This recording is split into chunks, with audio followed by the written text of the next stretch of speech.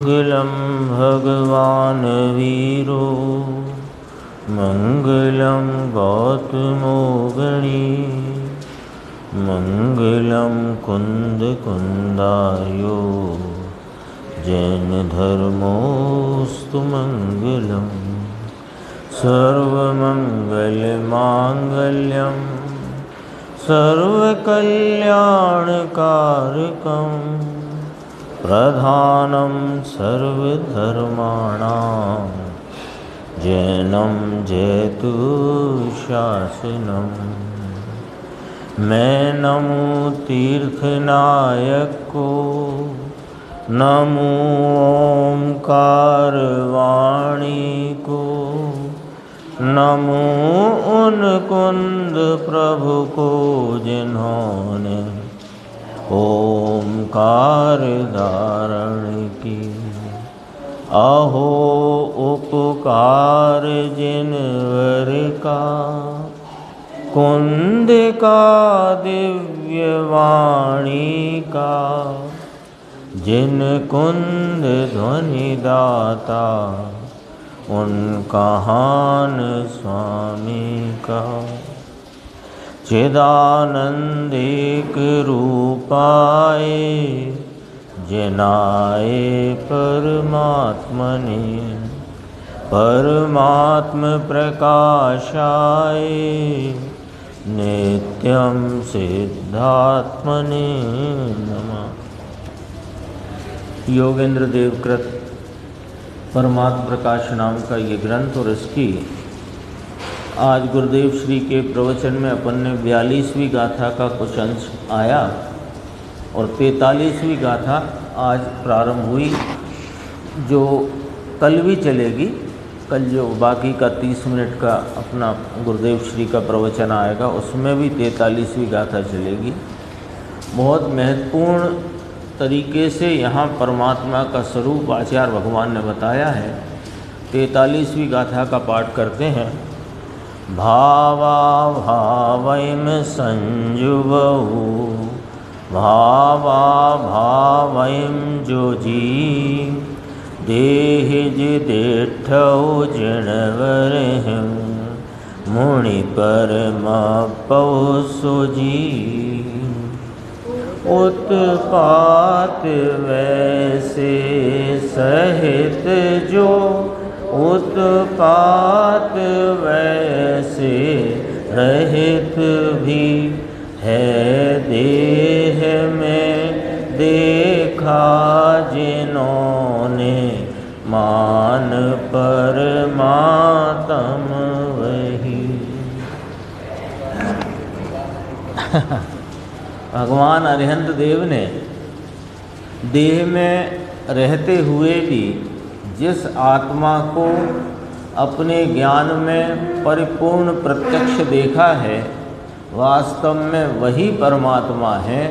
इसमें भी वही शब्द आया है, तम एव परमात्मानं मन्यस्व, उसको ही तू परमात्मा जान। देखो इसका उत्थानी का देखते हैं। आगे नाम इस अगली सूत्र गाथा में, यद्यपि पर्याय आर्थिक नय से उत्पात व्यय सहित है, तो भी द्रव्यार्थिक नय से उत्पाद व्यय रहित है। सदा ध्रुव नाम अविनाशी ही है, वही परमात्मा निर्विकल्प समाधि के बल से तीर्थंकर देवों ने देह में भी देख लिया है। तीर्थंकर देव अरिहंत परमात्मा, क्योंकि इस आत्मा को पिछली गाथा में आया था कि हरिहरादिक जिन्होंने पूर्व में सम्यक दर्शन तो प्राप्त किया था और भावलिंग रूप मुनि दीक्षा भी अंगीकार की थी, किंतु वहाँ से चारित्र से भी श्रद्धा से भी दोनों से भ्रष्ट हुए और अपनी साधना पूर्ण न कर सके, तो उन्होंने जिसे नहीं देख पाए वही परमात्मा है। तो वहाँ पूर्ण देखने की बात कही थी, है ना। अनुभव हुआ था तो आत्मा का भान तो हो गया था पूर्व में, लेकिन अब तक भी नहीं देख पाए। ये जो कहा था उसका अर्थ है कि पूर्ण प्रत्यक्ष पने जैसा केवल ज्ञान में झलकता है वैसा नहीं देखा। अब केवल ज्ञानियों ने देखा। अब यहाँ ये वाली बात कही 43 में कि तीर्थंकर देवों ने, अरिहंत परमात्मा ने इस देह में रहते हुए भी उस परमात्म तत्व को देख लिया है। कैसा है वह परमात्म तत्व कि पर्याय आर्थिक नय से उत्पाद व्यय से सहित है, तथापि द्रव्यार्थिक नय से जो उत्पाद व्यय से रहित है। आ गया ना स्पष्ट। वह कैसा है कि सदा ध्रुव अविनाशी है। यह बात इस सूत्र में कहते हैं, देखो अन्वयार्थ, जो व्यवहार नय से, अब व्यवहार नय कहो या पर्यायार्थिक नय कहो, ठीक है, जो भाव अभाव्याम व्यवहार नय से यद्यपि उत्पाद और व्यय से सहित है, तो भी, यद्यपि आया था तो भी आएगा, तो भी द्रव्यार्थिक नय से भाव अभाव्याम रहता। गुरुदेव ने 2-3 बार याद कराया कि मूल सूत्र में पाठ में रहित शब्द नहीं लिया, रह गया है, और वह उसका भाव यहाँ पर संस्कृत में जो टीका की अपन देख सकते हैं, टीका करी ब्रह्मदेव सूरी ने, उन्होंने ये बात ले ली है। देखो टीका है ना, भाव अभाव्याम संयुक्ता पर्याय आर्थिक नयन उत्पाद व्ययाभ्याम परिणतः, ये पर्याय आर्थिक नय से। फिर कहा द्रव्यार्थिक नयन भाव अभावयो रहता, या एव वीतराग निर्विकल्प सदानंद एक समाधिना तद्भव मोक्ष साधक आराधना समर्थेन जिनवरैर देहे अपि दृष्टा तम एव परमात्मानं मन्यस्व। उसे परमात्मा मानो, जानो।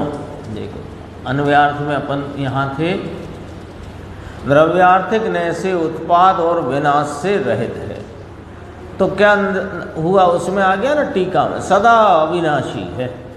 तथा जिन वरई वीतराग निर्विकल्प आनंद रूप से समाधि से तद्भव मोक्ष के साधक, उसी भव में मोक्ष प्राप्त करने वाले साधक जिनवर देव अरिहंत भगवान, उन्होंने देह में भी देख लिया है, उसी को तुम परमात्मा जानो। अर्थात वीतराग परम समाधि के बल से अनुभव करो। प्रभाकर भट्ट को कहा, यानी अपने को कहा। अब भावार्थ देख लो। जो परमात्मा, जो यह शुद्धात्मा जिसका स्वरूप प्रभाकर भट्ट ने पूछा था, जिसके उत्तर स्वरूप यह गाथाएं चल रही हैं, वह परमात्मा जिसका स्वरूप कहा जा रहा है, वह परमात्मा कृष्ण नील कापोत लेस्या रूप विभाव परिणामों से रहित शुद्धात्म की प्राप्ति रूप ध्यान से जिनवर देव ने देह में देखा है, वही साक्षात उपादेय है। कौन उपादेय कहा यहाँ? यह भगवान आत्मा, यह परमात्म तत्व जो त्रिकाली भगवान आत्मा, वही उपादेय है। किसके द्वारा? कि निर्विकल्प समाधि के द्वारा। कैसी है वो? यहाँ 3 अशुभ लेस्याओं को लिया, 6 ही ले सकते हैं। कृष्ण नील कापोत ली ना, तो पीद पद्म आदि शुभ लेस्याओं से भी रहित है। क्यों? कि वे भी विभाव रूप भाव है। हाँ, स्वभाव में नहीं, और स्वभाव की आराधना निर्विकल्प समाधि के द्वारा जिन्होंने देह में भी उस परमात्मा को प्रत्यक्ष देख लिया है। प्रत्यक्ष जानते हैं ना, वो तो अनुभव सहित प्रत्यक्ष। गुरुदेव के व्याख्यान में दूसरे पैराग्राफ से देखते हैं अपन क्या कहते हैं कि इस आत्मा को पर्याय नय से यानी अवस्था दृष्टि से देखें तो इसमें उत्पाद व्यय की पर्याय सहित है। ये आत्मा है ना, मैं कौन हूँ कि मैं आत्मा हूँ, तो मैं आत्मा हूँ और वर्तमान परिणति में रागादि विभाव और ज्ञानादि भाव का परिणमन है। तो वह परिणमन किस रूप से है? उत्पाद व्यय रूप से। वर्तमान पर्याय ज्ञानादि भावों की, रागादि भावों की उत्पन्न हो रही है और वह पर्याय एक समय की आयु वाली होने से अगले समय नष्ट होती है और अगले वर्तमान में नवीन पर्याय जो भाव से भी उस भाव से उत्पन्न होती है। तो ये उत्पाद व्यय में जो ज्ञानादि भावों के और रागादि भावों के परिणमन का उत्पाद व्यय है। तो ये मैं पर्याय नय से देखने पर या पर्याय नय से कहो, पर्यायार्थिक नय से कहो, व्यवहार नय से कहो, भेद वाले नय से कहो, तो मैं इन रागादि और ज्ञानादि भावों के परिणमन से सहित हूँ। समझना बराबर से, है ना? क्योंकि ये बहुत भ्रांति हो जाती है कि जब दृष्टि के विषय की एक साक्षात उपादेय तत्व की आराधने के योग्य जो अपना शुद्धात्मा है उसकी बात जब कही जाती है कि वह तो पर्याय से रहित है, तो इसको घबराहट हो जाती है। तो पर्याय से रहित है किस नय से? कि द्रव्यार्थिक नय से। और पर्याय से सहित है, ये पर्याय नय का विषय है। और ये शुद्धात्मा जिसके आलम्बन में अतीन्द्रिय आनंद के प्रयोजन की सिद्धि है, जिसे देखने से परिणति में अतीन्द्रिय आनंद का भाव प्राप्त होता है, वह आत्मा पर्याय नय का विषय नहीं है। आई ना ख्याल में बात?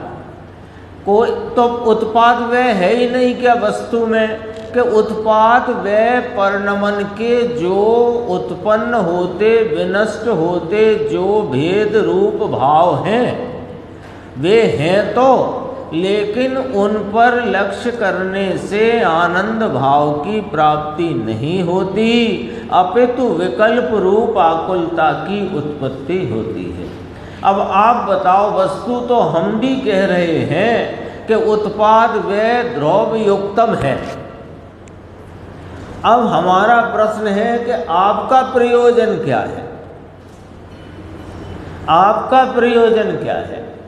आपका प्रयोजन वस्तु को जानकर उसका ज्ञान जगत में बांटने का है कि वस्तु को जानकर अपने अतीन्द्रिय आनंद को पर्याय में प्रकट आस्वाद रूप प्राप्त करने का है? प्रयोजन आप बताओ। यदि प्रयोजन अतीन्द्रिय आनंद को प्रकट पर्याय में प्राप्त करने का है, तो फिर उसको उसका आश्रय लो, उसका आलम्बन लो, जिसके आलम्बन में आनंद का भाव प्रकट होता है, और उसका आलम्बन छोड़ो जिसमें विकल्प और आकुलता उत्पन्न होती है। सीधी सच्ची बात है। तो आप हमें बता दो कि वो जो जिसका आलम्बन लेना चाहिए, वह जो परमात्म तत्व जो वश वही उपादेय है, ऐसा वह परमात्मा वह किस नय का विषय है? अपन इधर से चलते हैं। किस नय का विषय है? कि वह द्रव्यार्थिक नय का विषय है। तो द्रव्यार्थिक नय के विषय में पर्याय आर्थिक के विषय शामिल नहीं होते। लॉजिक आया ना ख्याल में? द्रव्यार्थिक नय के विषय में पर्याय आर्थिक नय के विषय शामिल नहीं होते। यदि द्रव्यार्थिक नय में पर्याय आर्थिक का विषय भी शामिल रखो, तो ये दो नय ही क्यों हुए? दो नय हैं कि नहीं? जिनवाणी में जितनी विवक्षा है वस्तु स्वरूप की, वो आया था ना एक दिन टीका में आया था कि दो नय के अधीन चलती है, दो नयों के अधीन है। विवक्षा कथन वस्तु के स्वरूप को बताने की पद्धति वो दो नयों के अधीन है। तो दो नयों के अधीन है तो दो नय के विषय भी दो, और दो नय के विषय दो तो हमें बताओ कि कौन सा विषय हम करें कि जिससे आनंद प्राप्त हो, विकल्प नहीं, आकुलता नहीं। तो कहा कि वो द्रव्यार्थिक नय का विषय है। तो पर्यायार्थिक नय के विषय है, नहीं है ऐसा नहीं। तो कहा पर्याय नय की अवस्था दृष्टि से देखो तो इसमें उत्पाद व्यय की पर्याय सहित है, परंतु द्रव्यार्थिक नय से देखें त्रिकाली गायक ध्रुव चैतन्य स्वभाव, इस दृष्टि से देखें तो अब त्रिकाली ध्रुव चैतन्य स्वभाव को देखने वाली दृष्टि कैसी है कि जिसमें पर्याय के भाव शामिल नहीं। वो दृष्टि पर्याय को देखे तो त्रिकाली कैसे देखे, और देखना तो त्रिकाली ध्रुव स्वभाव है। तो कहा कि त्रिकाली गायक ध्रुव चैतन्य स्वभाव इस दृष्टि से देखें तो यह मैं उत्पाद व्यय पर्याय रहित हूं। लो, पर्याय रहित का आत्मा के, हाँ, जो पर्याय नय से पर्याय सहित का दिखाई देता है वह पर्यायार्थिक चक्षु को बंद करके द्रव्यार्थिक नय के विषयभूत त्रिकाली शुद्ध अविनाशी तत्व को देखते हैं तो उसमें पर्याय कहाँ, तो वह पर्याय रहित है। द्रव्य वस्तु जो त्रिकाल, तो भी द्रव्यार्थिक नय से कर शब्द आता ना, तो उसको अपन अपनी भाषा में से कर सकते हैं, है ना। द्रव्यार्थिक नय से द्रव्य वस्तु जो त्रिकाल पूरी चीज जो है एक समय के उत्पाद व्यय की पर्याय बिना की उस दृष्टि से देखें तो उसमें उत्पाद व्यय है ही नहीं। तो द्रव्य स्वभाव, ध्रुव स्वभाव, ध्रुव का प्रवाह, ध्रुव। अब यहाँ गुरुदेव श्री क्या स्पष्ट करते हैं कि ध्रुव जो है वो ऐसा कूटस्थ ध्रुव नहीं है। वो ध्रुव कूटस्थ नहीं है तो ध्रुव क्यों कहा? जब कूटस्थ नहीं है कि कूटस्थ रूप से पड़ा हुआ है, ऐसा नहीं है तो ध्रुव क्यों कहा? कि वह अपने स्वरूप को छोड़ता नहीं, सदैव अपने स्वरूप रूप सदा काल एक स्वरूप रहता है, यह उसकी ध्रुवता है। तो सदा काल एक रूप रहता है तो सदा काल से क्या तात्पर्य कि अपने काल सापेक्ष प्रवाह में अनादि अनंत एक रूप रहता है। तो प्रवाही हुआ कि नहीं?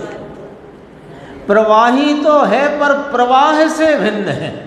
प्रवाह में होते हुए, प्रवाह से भिन्न का अर्थ समझना, बोलने में बड़ा उसमें गड़बड़ नहीं होनी चाहिए।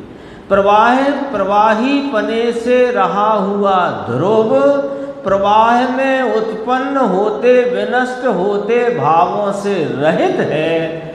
हाँ, अनादि अनंत प्रवाह में ध्रुव रूप से रहा हुआ है। कारण शुद्ध पर्याय 15 नंबर की गाथा नियम साधी परमागम, उसमें ये बात आ गई है। शुद्ध चैतन्य का त्रैकालिक ध्रुव प्रवाह वह कारण शुद्ध पर्याय है। उसे कारण परमात्मा कहो या कारण जीव कहो, या यहाँ की भाषा में तम एव परमात्मानम मन्यसु, उसी को परमात्मा जानो, ये कहो, एक ही बात है। तो ध्रुव स्वभाव, ध्रुव का प्रवाह, ऐसे का ऐसा ये ध्रुव, ऐसे का ऐसा ये ध्रुवपना अनादि बहता है। अनादि से अनंत, अनादि अनंत है ना, उसमें उत्पाद व्यय की पर्याय द्रव्य की दृष्टि से देखने पर द्रव्य को वस्तु को द्रव्यार्थिक नय से देखने पर उसमें उत्पाद व्यय नहीं है। कहते हैं हा है कि नहीं, बोलो बात। कितनी सरल भाषा में आचार्य भगवान और टीकाकार आचार्य ने कितनी सरल भाषा में दृष्टि के विषय को हथेली पर दिखाया। बोलो कितनी सरल सरल सीधी, इसमें बहुत ज़्यादा बातें नहीं है, सिंपल एकदम। कि भैया द्रव्य है, वस्तु है ना, ये पर तो पर्याय है कि नहीं, कि हाँ है ना। तो पर्याय किसकी है? कि वो जो द्रव्य रहा है वो प्रति समय अपने परिणाम भाव से उत्पन्न विनष्ट होता है, लेकिन स्वयं ध्रुव रहता है। ये बात तो सबको मंजूर है, इसमें कहाँ अड़चन है।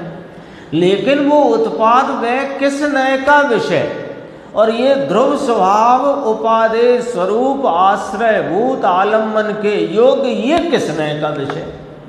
कि जो पर्यायार्थिक नय के विषय हैं उत्पाद व्यय रूप पर्याय, उनसे यह द्रव्यार्थिक नय का विषय ध्रुव स्वरूप, ध्रुव अनादि अनंत प्रवाही वस्तु ऐसी की ऐसी रहने वाली, वो वास्तव में द्रव्यार्थिक नय का विषय वह तो सदाकाल पर्याय से रहते, सदाकाल। आगे और चर्चा गंभीर है, देखो गुरुदेव ने बहुत लिया। ये भी आया था कि मोक्ष मार्ग की पर्याय भी त्रिकाल को देखने पर उसमें वो नहीं है, तो फिर कहाँ है? कि ध्रुव में ध्रुव है, पर्याय कहाँ गई? कि पर्याय पर्याय में है। हमने कब कहा कि कहीं चली गई? आई थी ना बात उसमें। अभी देखो एक बात और आई, पेज नंबर आ गया 472, नीचे संक्षेप में देखते हैं। जो अनंत पर्याय हो गई वे गई, जो अनंत पर्यायें उत्पन्न होकर विनष्ट हो गई वे गई, परंतु वहाँ कहीं उस पर्याय के उदय भाव या क्षयोपशम या वे भाव वहाँ नहीं है, वहाँ नहीं है। कहाँ? वस्तु में। अभी ये दृष्टि के विषय की बात नहीं चल रही। दृष्टि के विषय को ऊपर बताया था कि जो द्रव्यार्थिक नय का विषय वह उत्पाद व रूप पर्याय से रहित है। अब यहाँ तो कहते हैं कि उत्पाद व होती जो पर्याय हैं, तो जो पर्याय उत्पन्न होकर विनष्ट हो गई वे हो गई सो गई। वे कोई उदयिक भाव, औपसमिक भाव, छायोपसमिक भाव के छायक भाव रूप से वहाँ है कि नहीं है? नहीं है। वे पर्याय नहीं है जो विनष्ट हो गई। वहाँ तो वे किस रूप हैं? कि वे पारणामिक ध्रुव भाव से हैं। तो ये पारणामिक ध्रुव भाव से पर्याय कैसे हो गई? अब अपन समझ लो जरा, ये पर्याय पारणामिक कैसे हो गई? पर्याय के तो 4 भाव बताए जिनवर देव ने, औदयिक, औपसमिक, छायोपसमिक। छायक 5 भाव हैं कि नहीं अंकुर भाई? 5 भाव हैं जीव के, 5 असाधारण भाव। एक पारणामिक भाव, द्रव्य स्वरूप भाव, औदयिक भाव, औपसमिक भाव, छायोपसमिक भाव, छायक भाव। ये 4 पर्याय भाव बराबर है। हो गया ना अभी? तो अब ये 5 भाव में 4 भाव पर्याय रूप हैं, तो वे पर्याय रूपता से उत्पन्न हुए थे और पर्याय रूपता को छोड़कर वे नष्ट हो गए। तो अब वे पारणामिक कैसे हो गए ये बता दो। जो पर्याय भाव थे वे ध्रुव कैसे हो गए? समझना जरा बात को कि वे ध्रुव नहीं हुए। सुनो पॉइंट, वे जो 4 भाव रूप थे, जो पर्याय भाव रूप थे, वे पर्याय ना रहे। जो पर्याय उत्पन्न हुई और विनष्ट हुई, तो पर्याय उत्पन्न हुई और होकर विनष्ट हो गई सो गई। अब वो गई तो वो पर्याय रही क्या? तो पर्याय नहीं रही तो 4 भाव में से तो नाम काट दो उसका। जब रही नहीं तो वे 4 भाव में से तो काट दो, वहाँ तो है ही नहीं, रही ही नहीं वहाँ। तो वहाँ रही नहीं, वहाँ से कट गई, तो फिर ध्रुव हो गई क्या? कि ना, ध्रुव वस्तु तो ज्यों की तो रही आई है ना, और उसी की वे पर्याय हुई थी। ऐसी वस्तु का ज्ञान करने जाओ तो उनकी उस योग्यता का ज्ञान किया जा सकता है। किसके ज्ञान में? कि पारणामिक भाव से रहने वाली वस्तु के समग्र ज्ञान। इसलिए वे पारणामिक हो गई, ऐसा कहने में आया। मूल तो कहना यह है कि वे चार भाव जो द्रव पर्याय भाव के थे, उनके किसी कॉलम में ना रही, सब में क्रॉस लग गया, तो कहा पारणामिक भाव ध्रुव हो गई। पर्याय ध्रुव कैसे हो गई? पर्याय न रही, लेकिन वस्तु तो रही ना। कौन? कि वो वस्तु पारणामिक भाव से रही, द्रव्य भाव पारणामिक भाव से रही आई है। कौन? कि जो इन भावों में परिणमी थी। बस इतना ज्ञान का विषय रहा। भगवान वीतराग सर्वज्ञ के अतिरिक्त ये बात कहाँ है? बोलो, कहीं नहीं मिलेगी। कहते हैं कि एक समय की वर्तमान अवस्था से उसे नाम पर्याय को देखो तो वह उत्पाद व पर्याय है, परंतु उसे त्रिकाली ज्ञायक भाव का ध्रुव स्वरूप जिसमें परिणमन नहीं। किसमें नहीं परिणमन? त्रिकाली ज्ञायक भाव। वह कौन है? कि द्रव्यार्थिक न्याय का विषय। उस विषय को विषय बनाने से क्या होता है कि ज्ञायक भाव के अनंत वैभव की प्रकटता आनंद शांति वीतरागता रूप परिणमन में प्राप्त होती है। तो ये आत्मा कहाँ ज्ञात होता है? कि परिणमन से ज्ञात होता है, परंतु उसमें परिणमन नहीं। हाँ, पर्याय में द्रव्य का भाव ज्ञात होते हैं, लेकिन वह द्रव्य पर्याय से रहित है। क्या बात है? समझने की बात है। क्योंकि पर्याय के पक्षधर को बार बार ऐसे प्रश्न उठते हैं, देखो साहब, ज्ञात तो पर्याय में ही होता है, पर्याय ही तो जानती है। तो हमने कब कहा कि द्रव्य जानता है? अरे पर्याय तो जानती है, और सच्ची पूछो तो पर्याय को जानती है, द्रव्य को भी नहीं जानती। यानी द्रव्य के अनंत वैभव को, क्योंकि वेदन है ना, वेदन सहित जानने की बात है। तो वेदन सहित जानना, तो द्रव्य का वेदन तो पर्याय भी नहीं करती। पर्याय का वेदन करती, पर्याय का वेदन करती, पर्याय द्रव्य का वेदन नहीं करती। द्रव्य के को विषय बनाने से, किस द्रव्य को विषय बनाया? जिसमें परिणमन नहीं, जिसमें उत्पाद व नहीं, ऐसे परिणमन मात्र से रहित जो एक रूप ध्रुव स्वभाव शाश्वत त्रिकाली सदृश स्वरूप भाव है, उसको जब वर्तमान पर्याय विषय करती है तो उस पर्याय में द्रव्य आता नहीं। द्रव्य के अनंत गुणों की निर्मलता रूप प्रकटता का भाव वेदन में आता है। तो पर्याय का वेदन करती है, पर्याय द्रव्य का वेदन करती नहीं। अभी आने वाला है ज्ञान गोष्ठी में, देखो।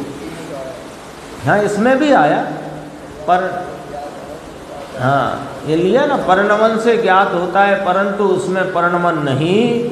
उत्पाद व्यय की पर्याय से त्रिकाली ज्ञात होता है, परंतु वह जानने वाली पर्याय त्रिकाल में नहीं। इस गाथा में बहुत अच्छे, बहुत सरल और सुगम तरीके से इस बात को बताया गया है कि दृष्टि का विषय सदैव ही पर्याय से रहित है। दृष्टि के विषय में किसी भी रूप में कभी भी किसी अपेक्षा से भी पर्याय शामिल नहीं की जा सकती। ये वाली बात को बहुत सुगम रीति से यहाँ बताया गया। पूरी की पूरी इसमें है ना, कल कही थी बात के, परसों कही थी, याद नहीं, शायद कल ही कही थी कि कुंद आचार्य के बाद दोपहर को चर्चा में आई थी। कुंद आचार्य के बाद जितने आचार्य हुए, उन सब की ग्रंथ रचना में कुंद आचार्य की छाप बहुत स्पष्ट दिखाई देती है।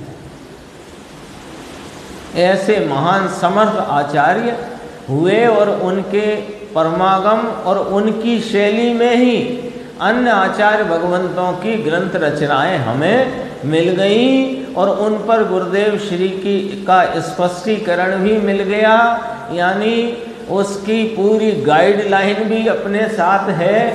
तो ये कोई बहुत भाग्य की बात है। देखो क्या कहते हैं, उत्पाद व ध्रुव युक्तम सत, ये तत्वार्थ सूत्र का सूत्र है। तो कहते हैं उत्पाद व है सही, मना नहीं करते कि पर्याय होती नहीं, उत्पाद व होता नहीं, परंतु वे पर्याय दृष्टि से और वर्तमान की अवस्था को देखने वाली दृष्टि से हैं, परंतु त्रिकाली वस्तु।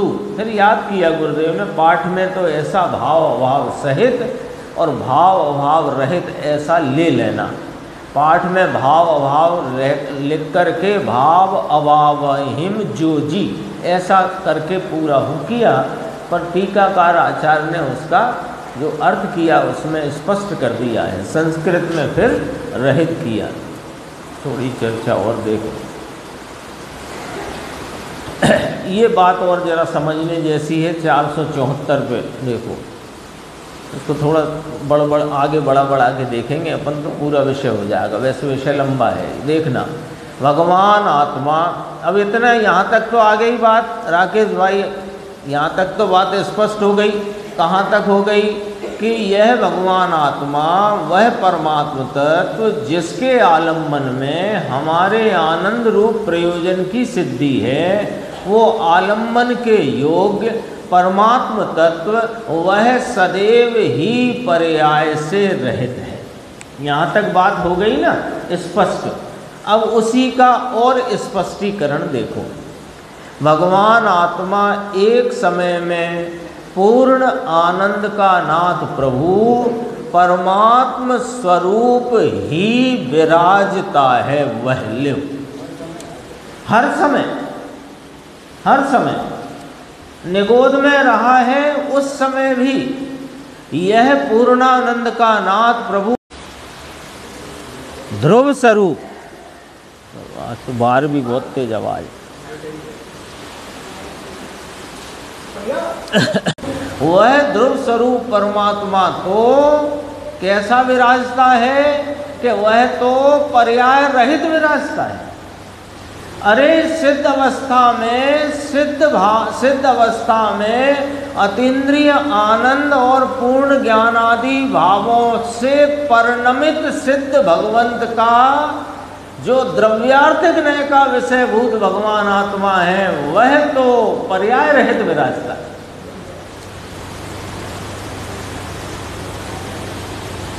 इसका अर्थ ये कि सिद्ध को पर्याय नहीं, वो वाली बात नहीं। सिद्ध को भी पर्याय है, संसारी को भी पर्याय है, पर वह जो निखालिस सदा एक रूप रहने वाला द्रव्यार्थिक नय का विषयभूत वह त्रिकाली ज्ञायक भगवान आत्मा तो सर्व जीवों को सदा ही पर्याय से रहित विराजता है।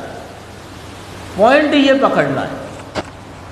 देखो इसकी चर्चा, ध्रुव स्वरूप वह परमात्म स्वरूप है, परम आत्म अर्थात परम स्वरूप है, और बाकी सब भाव वे अपरम स्वरूप हैं। ये थोड़ी व्याख्या ली गुरुदेव ने। हाँ, 12वीं गाथा में परम भाव है ना, उसमें अपरम भाव लिया, ठहरा जो अपरम भाव में व्यवहार से उपदेश है। वहाँ अपरम भाव अपूर्ण दशा को कहा, समझना, वहाँ पूर्ण दशा नहीं ली, लेकिन यहाँ पूर्ण दशा को भी अपरम भाव कहा।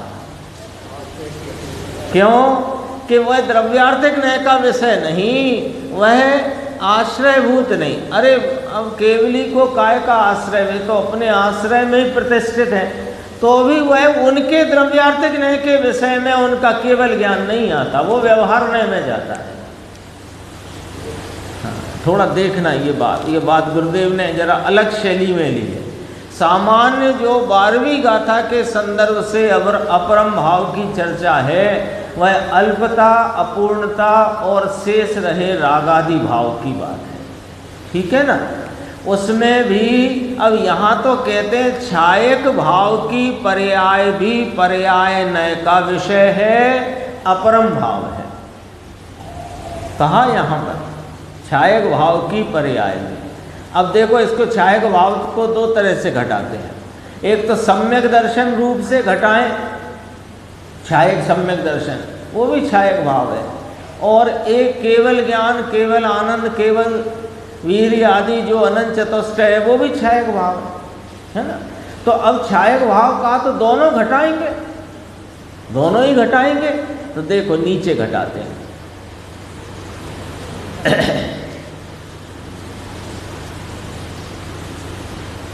देखो यहीं से देखा, समय सार 12वीं गाथा में कहा, इसी पेज में नीचे, शुद्धो शुद्धा देशो ना दब्बो, वह पूर्ण निर्विकल्प में स्थिर हो गया, उसे शुद्ध जानने योग्य हो गया। अभी साधक को ही ले रहे हैं, 12वीं गाथा में साधक की बात है। परंतु व्यवहार देशदा पुण्य जे दू अपरमे दिट्ठा भावे, वह अपरम, अपरम अर्थात छायक भाव में स्थिर नहीं है। वहाँ पर देखो सम्यक्त का भाव, अभी साधक की अपेक्षा लेते हैं बात को। साधक को छायक सम्यक्त हुआ तो छायक भाव हुआ ना, वो अपरम भाव। देखो पहले तो ये सीधी बात समझ लो कि यहाँ दो नय की बात चल रही है, पर्यायार्थिक नय और द्रव्यार्थिक नय। तो पर्यायार्थिक नय के विषय में सब उत्पाद व्यय के भाव पर्यायार्थिक के विषय, और उत्पाद व्यय से रहित एक रूप रहने वाला जो भाव है त्रिकाली शुद्ध शाश्वत भाव, वो द्रव्यार्थिक नय का विषय। ठीक है, अब इस वाले फार्मूले पे अपन चलकर विचार करें तो केवल ज्ञान रूपी छायक भाव उत्पाद व्यय वाला होने से वह पर्यायार्थिक का विषय है। ठीक है, तो यहाँ पर परम और अपरम भाव लिए, तो जो द्रव्यार्थिक नय का विषय है वो परम भाव, और जो पर्यायार्थिक नय का विषय है वो अपरम भाव। ठीक है, साधक के संदर्भ से बात करी 12वीं गाथा में, तो वहाँ पर छायक भाव कैसे घटित होगा।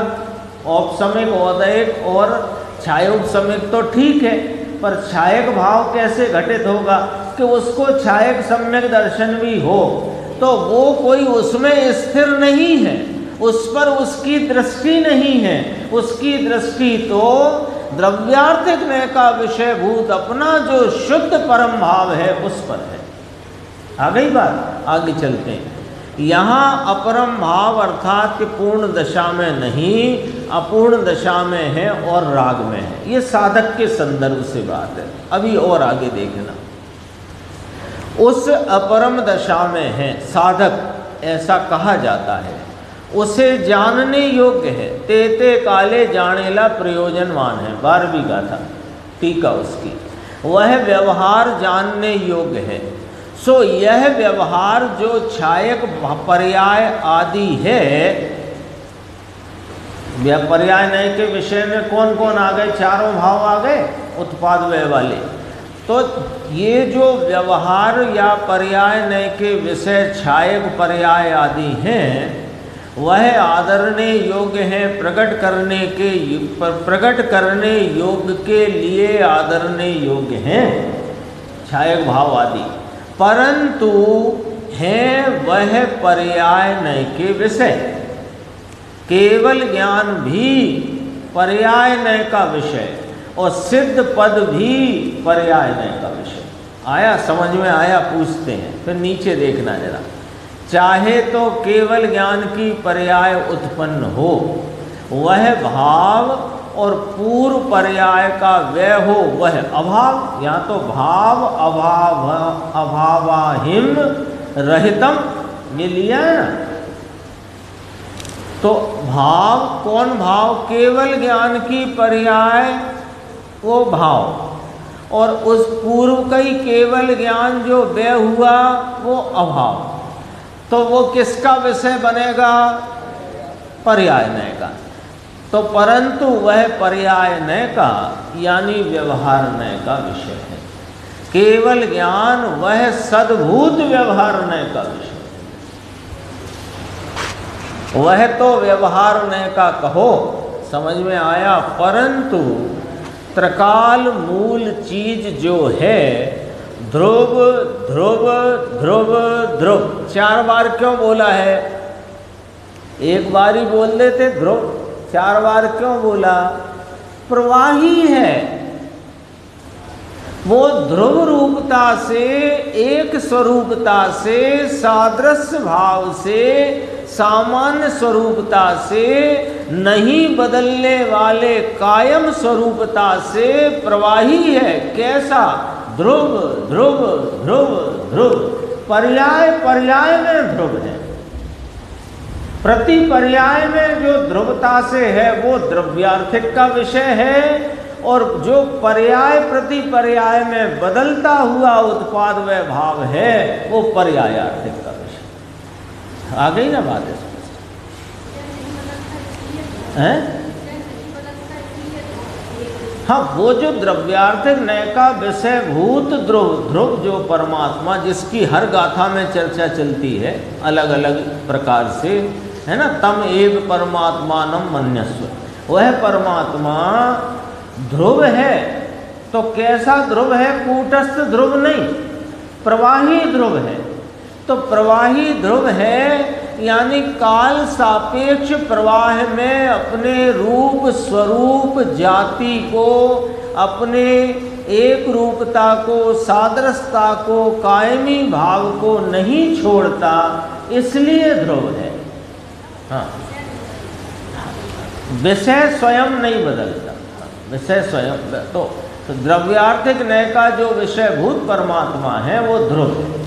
ठीक है, ऐसा अनादि अनंत ध्रुव रूप से है, उसमें वह उत्पाद व नहीं, उसमें वह केवल ज्ञान की पर्याय भी उसमें नहीं, वो भी अपरम भाव।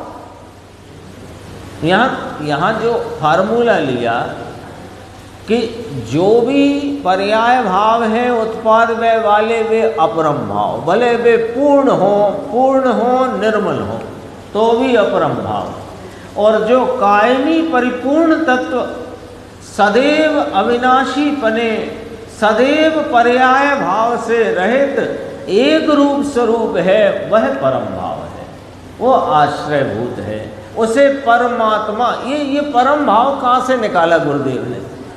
है ना, तम एव परमात्मानम मन्यस्व, उसे परमात्मा जानो। तो गुरुदेव ने कहा परम धन आत्मा, है ना। तो परम धन आत्मा माने यह आत्मा परम स्वरूप है, और पर्याय भाव उत्पाद वाले वे अपरम स्वरूप है। अब फिर 12वीं गाथा इसलिए याद की कि तुम फिर उधर चले जाओगे कि अरे वे तो साहब अपूर्ण और रागादि मलिन भावों की बात है। अपरम भाव में तो केवल ज्ञान को तो परम में लेना कि नहीं लेना यहाँ तो, क्योंकि केवल ज्ञान भी आश्रयभूत नहीं है। आश्रयभूत जो है, आलम्बन के योग्य है, वही द्रव्यार्थिक का विषय है, वो ध्रुव स्वरूप है। भाई ये बात तो बहुत सूक्ष्म है, मार्ग बहुत सूक्ष्म भाई, चर्चा और भी है और कल भी चलेगी, तो अपन उसमें भी इस चर्चा को आगे लेंगे। यहीं तक हुआ था ज्ञान गोष्ठी में। अपन कल जिस प्रश्न पे थे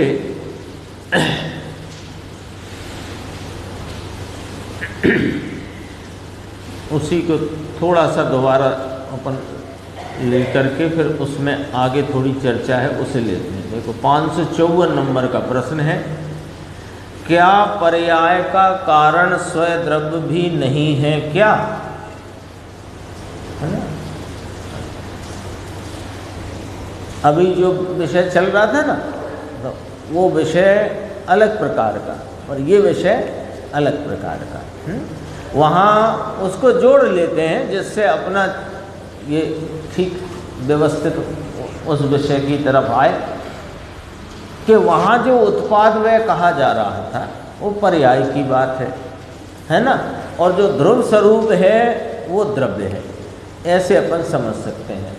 तो जो वस्तु है वो द्रव्य पर्याय स्वरूप है, द्रव्य है वो सदैव ध्रुव रहता है, और पर्याय है वो उत्पाद व भाव से परिणमती हुई बदलती हुई है। ठीक है। अब जो पर्याय है, जो उत्पन्न होता विनष्ट होता परिणाम है, जो कार्य रूप भाव है, उसका कारण क्या स्वयद्रव्य है कि नहीं है? क्योंकि जब आप कहते हो कि जीव की परिणति में होते रागादि भाव का कारण परद्रव्य नहीं है, प्रत्येक द्रव्य अपने से परिणमता है, प्रत्येक द्रव्य का परिणाम अपने द्रव्य के आश्रय से होता है, अन्य द्रव्य के आश्रय से नहीं। तो फिर अब हमारा प्रश्न है कि यह रागादि विकार या वीतरागी परिणाम वह पर द्रव्य से तो नहीं होते, कर्म के उदय उपशम क्षयोपशम क्षय आदि से तो नहीं होते। निर्विकारी भी लिया ना अपन ने, तो कर्म के उदय उपशम क्षय अथवा क्षयोपशम भाव से तो, कर्म के क्षयोपशम से तो नहीं होते। तो पर द्रव्य से इस जीव का परिणाम नहीं होता, प्रत्येक जीव का परिणाम अपने द्रव्य के आश्रय से होता है। यह बात आपने बताई थी।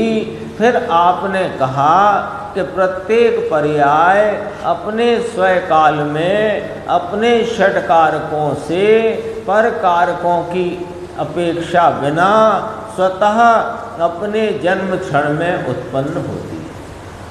तो ऐसी जो अपने जन्म क्षण में अपने पर्याय के षट कारकों से परिणमती, पर कारकों से निरपेक्ष उत्पन्न होती जो पर्याय है, उसमें स्वयं द्रव्य कारण है कि नहीं है, ये प्रश्न है ना।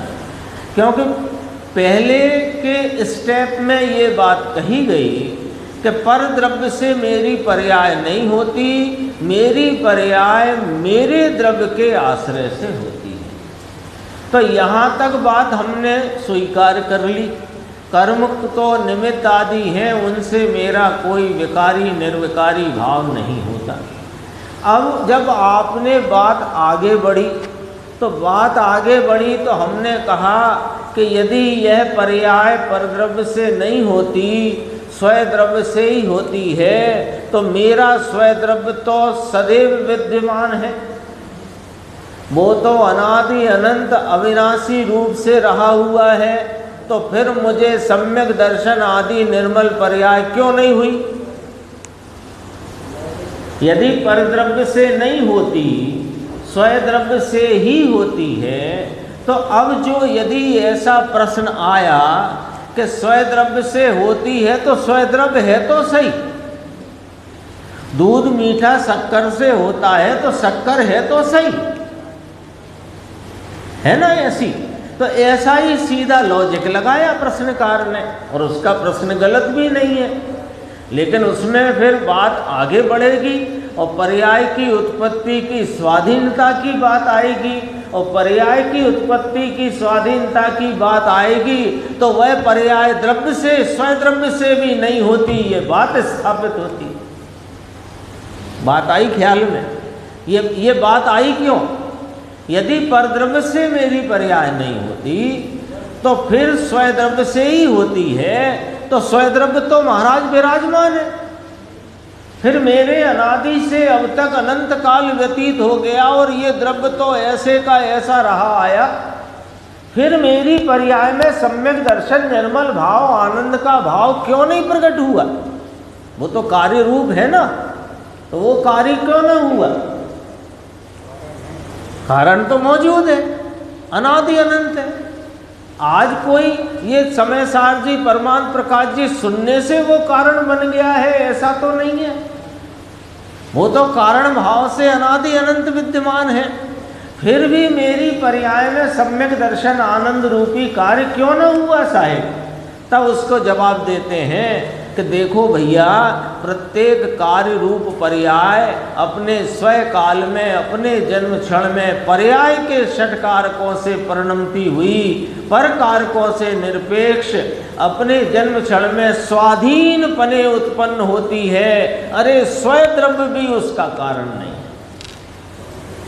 अब ये बात आएगी कि नहीं आएगी? अब उसे समझाते हैं। देखो उत्तर, पर द्रव्य से तो अपनी पर्याय होती ही नहीं, और अपने द्रव्य से पर्याय हुई ऐसा कहना भी व्यवहार है। अब ये व्यवहार कैसे हो गया साहेब? अपने ही द्रव्य की अपनी ही पर्याय अपने में ही हुई है, कोई पर द्रव्य की इसमें अपेक्षा भी नहीं कही जा रही, निमित्त भी नहीं कह रहे। फिर व्यवहार कैसे हो गया कि दरअसल में पर्याय का निश्चय पर्याय है, पर्याय का निश्चय पर्याय है, और द्रव्य से उत्पन्न हुई ये व्यवहार है। क्यों कि पर्याय को द्रव्य उत्पन्न नहीं करता। यदि द्रव्य उत्पन्न करे तो अनादि से विराजमान है, क्यों नहीं हुई अभी तक? तो पर्याय को कौन उत्पन्न करता है? कि पर्याय को पर्याय उत्पन्न करती है। तो पर्याय की उत्पत्ति पर्याय से है, यह निश्चय है, और पर्याय द्रव्य के आश्रय से या द्रव्य की पर्याय हुई, ये व्यवहार है। वास्तव में तो पर्याय पर्याय की है, अर्थात अपनी ही योग्यता से स्वयं काल में होती है, यह निश्चय है। ठीक है। अब दूसरा, सम्यक दर्शन की पर्याय का उत्पाद हुआ, इसलिए मिथ्यात्व कर्म का नाश हुआ, ऐसा तो है ही नहीं। किंतु वर्तमान पर्याय में सम्यक्त का उत्पाद हुआ, इस कारण से पूर्व पर्याय के मिथ्यात्व का व्यय हुआ, ऐसा भी नहीं है। लो, ये क्या बात करी दो लाइन में? तो देखो, सम्यक दर्शन की पर्याय का उत्पाद, अभी अपन सामान्य बात करते हैं। सम्यक दर्शन की पर्याय का उत्पाद, पूर्व में रहा हुआ मिथ्यात्व का व्यय, और यह त्रिकाली गायक भगवान आत्मा। ऐसा एक समय में सतरूप भाव देखा जा सकता है प्रमाण में। प्रमाण में इसमें भी दो नए लग जाएंगे, है ना? तो क्या क्या देखा जा सकता है कि सम्यक्त की पर्याय का उत्पाद और पूर्व पर्याय जो मिथ्यात्व की थी वो अब नहीं है, तो उसका नहीं है पना, और सम्यक्त का उत्पादपना और आत्मा का ध्रुवपना। ठीक है। अभी दो बातें लेते हैं कि वो मिथ्यात्व के व्यय होने से सम्यक्त उत्पन्न हुआ, ऐसा नहीं है, और सम्यक्त उत्पन्न हुआ इसलिए मिथ्यात्व का व्यय हुआ, ऐसा नहीं है। लेव साहब जी, नई नई बातें बताई आपने, हमने कुछ नया नहीं बताया। उत्पाद 8वीं गाथा और 9वीं गाथा अपनी है ना, पंचास्तिका है, उसमें आ गई है बात। उत्पाद उत्पाद लक्षण से है, उसमें व्यय लक्षण नहीं, और व्यय व्यय लक्षण से है, उसमें उत्पाद लक्षण नहीं। तो सम्यक दर्शन की पर्याय उत्पाद भाव से है, उसमें मिथ्यात्व का व्यय भाव नहीं, और मिथ्यात्व का व्यय व्यय रूप है, उसमें सम्यक्त का उत्पाद नहीं। क्यों कि नाश रूपता का भाव नाश रूप लक्षण से है, और उत्पत्ति का भाव उत्पत्ति के लक्षण से। इसलिए ये चार पंक्ति खड़ी हो जाती हैं कि सम्यक दर्शन की पर्याय का उत्पाद हुआ, इसलिए मिथ्यात्व कर्म का नाश हुआ, ऐसा तो है ही नहीं, ये तो निमित्त की बात कही। किंतु वर्तमान पर्याय में सम्यक्त का उत्पाद हुआ, इस कारण पूर्व पर्याय के मिथ्यात्व भाव का व्यय हुआ, ऐसा नहीं। और यही घटित होता है कि मिथ्यात्व का व्यय हुआ तो सम्यक्त का उत्पाद हुआ, ऐसा भी नहीं है। सम्यक्त की या सम्यक दर्शन की पर्याय का उत्पाद स्वतंत्र हुआ है, और मिथ्यात्व भाव की पर्याय का व्यय भी स्वतंत्र हुआ है। आ गई ना ख्याल? कहाँ से आई बात? के पर्याय अपनी ही योग्यता से स्वीकार। हाँ, तीनों सत हैं, तीनों स्वतंत्र हैं, उत्पाद स्वतंत्र, व्यय स्वतंत्र, ध्रुव स्वतंत्र। उत्पाद सत, व्यय सत, ध्रुव सत। एक ही सत के तीनों विस्तार होने पर भी सबकी लक्षण भिन्नता है, सबकी अपने अपने लक्षण से सतपना है। आगे देखो बात, केवल ज्ञान पर्याय का उत्पाद हुआ। अब निमित्त की बात कहते हैं, वह केवल ज्ञानावरणी कर्म के अभाव से हुआ ऐसा तो है ही नहीं, ये बात तो दूर रखो। किंतु अपने द्रव्य के कारण से केवल ज्ञान पर्याय का उत्पाद हुआ ऐसा भी नहीं है। लो, आप तो कह रहे थे कि केवल ज्ञान की उत्पत्ति अपने द्रव्य स्वभाव की लीनता, उग्र लीनता, एकाग्रता से होती है। भाई वो तो हमें मार्ग का स्वरूप बताया था, लेकिन उत्पत्ति तो केवल ज्ञान की अपने पर्याय के षटकारकों से होती है, द्रव्य से नहीं। विशेष के लिए 16 नंबर की गाथा प्रवचन सार की पढ़ो तो ये मालूम पड़ जाएगा, स्वयंभू वाली गाथा। पर्याय का पर्याय के षटकारक से स्वतंत्र उत्पाद हुआ है। यहाँ तो पर्याय का दाता द्रव्य नहीं है ऐसा कहना है। अब और एक बात, पर्याय का लक्ष्य द्रव्य के ऊपर जाता है, वह उस पर्याय की स्वयं की सामर्थ्य से ही जाता है। लो योगेश भाई देखो क्या कहते हैं, क्या कि ये पर्याय, अब आप प्रतिदिन गुरुदेव श्री तो यही फरमाते हैं कि हे जीव, तू अपने वर्तमान उपयोग को स्वरूप का के लक्ष्य में जोड़, अथवा वर्तमान उपयोग की दशा द्वारा इस गायक भगवान को लक्ष्य में लो, यही कहते हैं। स्वभाव का आश्रय करो ये कहते हैं।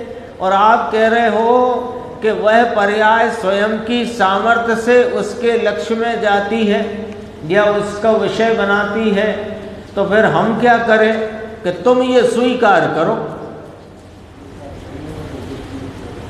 अब हम क्या करें, जब पर्याय की अपनी सामर्थ्य होगी तब वो द्रव्य स्वभाव का लक्ष्य कर लेगी। हम क्या करें कि तुम ये स्वीकार करो कि पर्याय की उत्पत्ति स्वाधीन है और द्रव्य पर्यायों से निरपेक्ष एक रूप स्वरूप से परम पदार्थ, परम आत्मा स्वरूप रहा। देखो, द्रव्य के कारण से यह पर्याय द्रव्य का लक्ष्य नहीं करती। सम्यक दर्शन की पर्याय का लक्ष्य द्रव्य के ऊपर जाता है, वह उस पर्याय का ही स्वतंत्र सामर्थ्य, स्वतंत्र शब्द यहाँ जोड़ा जा सकता है समझने के लिए, वह उस पर्याय का ही सामर्थ्य है, माने स्वतंत्र सामर्थ्य है। फिर गुरुदेव ने कल कहा था, अपन यहाँ तक पढ़ लिया था, यह द्वादशांग का दोहन है। द्वादशांग में से जो माल निकला वो ये है। थोड़ा 5 मिनट ज़्यादा लगेंगे पर पूरा कर देते हैं इसको। वास्तव में पर्याय, फिर कॉमा लगाए है ना, तो यहाँ रुकना पड़ेगा। वास्तव में पर्याय के स्वकाल में जन्म क्षण में जो होनी हो वह होती है, फुल स्टॉप। दूसरा सेंटेंस चालू, द्रव्य से पर्याय होती है ऐसा कथन भी व्यवहार है। पॉइंट नोट कर लो, पॉइंट नोट कर लो। पर्याय के स्वकाल में जो होनी हो वह होती है, द्रव्य से पर्याय होती है ऐसा कथन भी व्यवहार है, परमार्थ नहीं, वास्तविकता नहीं। लो फिर और आगे दूसरी बात, आगे मतलब इसी संदर्भ में, उत्पाद पर्याय का द्रव्य कारण नहीं है और व्यय भी कारण नहीं है। उत्पाद माने पर्याय के उत्पाद रूप उत्पत्ति भाव का, द्रव्य कारण नहीं और पूर्व पर्याय का वह भी कारण नहीं, जो अपन अभी पढ़ चुके हैं बाद में ऊपर। ये उत्पाद पर्याय का निश्चय है, यह उत्पाद पर्याय का निश्चय है, और वह पर्याय पूर्व पर्याय के वह पूर्वक उत्पन्न हुई ये व्यवहार है, अथवा द्रव्य के आश्रय से हुई ये व्यवहार है। ये व्यवहार कैसे हो गया? ये तो उसी द्रव्य की बात है, उसी द्रव्य की तो है, लेकिन तीनों के लक्षण न्यारे न्यारे हैं। द्रव्य का लक्षण न्यारा, वह का न्यारा, उत्पाद का न्यारा। तो एक लक्षण से परिणमित भाव को दूसरे लक्षण से बताना ये व्यवहार है। आ गया ना व्यवहार? क्यों हो गया? इसलिए आ गया। ये उत्पाद पर्याय सम्यक दर्शन पर्याय द्रव्य के आश्रय से होती है, ऐसा कहना भी अपेक्षित कथन है। सम्यक दर्शन पर्याय होती है वह उसका जन्म क्षण है, किंतु उस पर्याय का लक्ष्य द्रव्य के ऊपर है। बस ये ज्ञान कराना है। लक्ष्य कहाँ है उस पर्याय, कहाँ देख रही है वो? हाँ, ऐसे ही जैसे भाई साहब ने बताया ना कि जैसे विकारी परिणाम पर के लक्ष्य से होता है, पर से नहीं होता, ऐसे ही स्वद्रव्य के लक्ष्य में परिणमित पर्याय सम्यक दर्शन रूप उत्पाद भाव से परिणमती है, स्वद्रव्य से नहीं कराता। इसलिए द्रव्य के आश्रय से सम्यक दर्शन होता है, ऐसा कहा जाता है। होता तो अपने जन्म क्षण में अपने षट कारकों से है। वास्तव में तो सम्यक दर्शन पर्याय का, यानी पर से भिन्न पढ़ने का, अर्थात कि भेद ज्ञान पर्याय होने का स्वकाल है, जन्म क्षण है, तभी वह पर्याय होती है। परंतु वह होती किसको है कि जिसका लक्ष्य द्रव्य स्वभाव के ऊपर होता है। इसलिए ऐसा कहने में आता है कि द्रव्य स्वभाव के लक्ष्य से सम्यक दर्शन होता है। उसी को तीन लाइन है। अब ये लाइन जो तीन है ना, ये इसकी सारभूत है, निर्णयात्मक है, और इस बात पर विचार करके नक्की करने जैसी है। सुनो, पर्याय में खड़े खड़े पर्याय के सन्मुख देखने वाले को पर्याय के स्वकाल का सच्चा ज्ञान नहीं होता। लो, पर्याय के स्वकाल का यानी पर्याय की स्वाधीनता का, पर्याय की स्वतंत्रता का सच्चा ज्ञान किसको नहीं होता? जो पर्याय में खड़ा खड़ा पर्याय के सन्मुख देखता है। कब होगा सम्यक दर्शन, कैसे होगा सम्यक दर्शन, क्यों नहीं होता सम्यक दर्शन? वे कह रहे हैं कि सम्यक दर्शन को देखने से नहीं होता सम्यक दर्शन। सम्यक दर्शन स्वाधीनपने स्वतंत्र रूप से अपने षटकारकों से परिणमता हुआ इस द्रव्य की का स्वकाल में उत्पन्न होने वाला जो भाव है, ऐसा स्वीकार करो तो सम्यक दर्शन हो जाता है। तो ऐसे स्वीकार करने में क्या करना पड़ेगा कि द्रव्य स्वभाव की दृष्टि।